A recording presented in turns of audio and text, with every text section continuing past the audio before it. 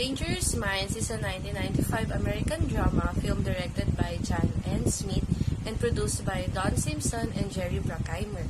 It is based on the autobiography My Bosses Don't Do Homework by retired U.S. Marine Lou Ann Johnson, who in 1989 took up a teaching position at Harmworth High School in Belmont, California, where most of her students were African, American, and Latino teenagers from East Palo Alto, a poverty-stricken, racially segregated, economically deprived city, starring as Michelle Pfeiffer as Johnson.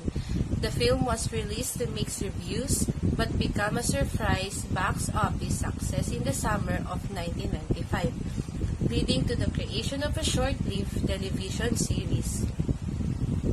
Ex-Marine Lou Ann Johnson's come to a Palo Alto High School in search of a job as a student teacher. So what she gets is a full-time position teaching English to a group of bright but socially challenged students. So Lou Ann responds by returning the next day wearing a leather jacket and teaching karate. So the students show some interest in such activities but withdraw when Lou Ann tries to reach the curriculum. So a particular students attract Lou Ann's interest for their personal problem. Then one day, heartbroken Lou Ann failed to protect one of her students and angry at the indifferent school system for contributing to his student's death. So Lou Ann announces to the class her intention to leave the school at the end of the academic year, but the student immediately breaks down, begging her not to leave. Overwhelmed by their unbridled display of emotion, she decided to stay. The movie Dangerous Mind has shown many concepts in learning theories including behaviorism, social cognitive, and constructivism. I will tackle some of them. First is the self-efficiency, which is a concept in the social cognitive learning theory, as Miss Lou Ann perceived that she is incapable of teaching her students and did not know which approach to use with them.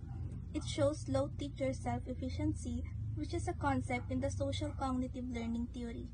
Second is when Miss Lou Ann shows a total change in her attitude. After an incident, she decided not to give up, did some research, and decided to try new approach with her students. The concept of self-control of performance in the social cognitive theory is evident in that. Third is how Miss Lou Ann continues to use positive reinforcement by giving candy bars as a reward to students who answer her questions, as well as promises to take them to rides in an amusement park. She is managing her emotional arousal and reciprocal determinism. Fourth is when Miss Lou Ann gave the students a speech about choice, vicarious consequences to the models, which is a concept in the social cognitive theory that highlights the importance of similarity to models. Lastly, when Miss Lou Ann announces to the class that she will not teach again at the school next year. However, the students refuse to let her go. This shows that the students now have high self-efficiency through the modeling role of Miss Lou Ann. She was able to empower them to work hard and achieve success. The part when Lou Ann devises some classroom exercises that teaches similar principles to the prescribed work but using different themes and languages that can get the attention of the students is an example of scaffolding or is similar to it. Scaffolding is the process of adjusting instructions so that it is responsive to the child's behavior and supports their efforts to understand a problem, gain more knowledge, and mental skills.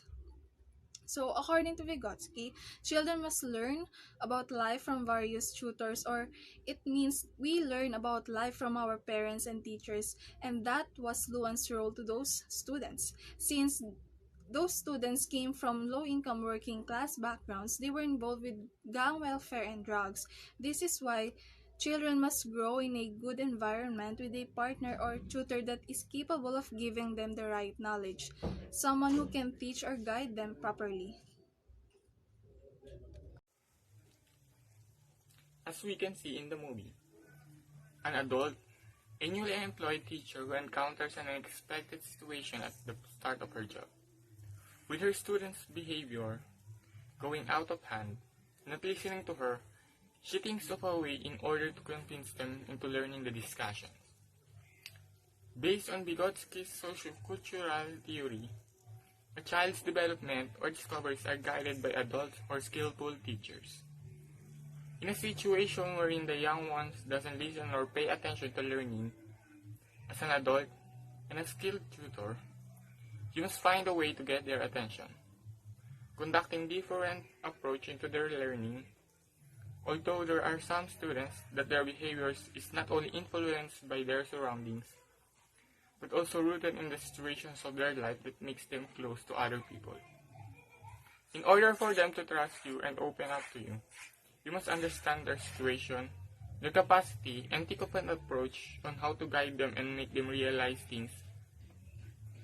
As a skillful tutor, you must help and guide them on what they should do to do their problems and how can they solve it. You must approach them in a positive way and become a role model to them. Make them realize what is life and the consequences of their choices and the things they must do in order to achieve what they want.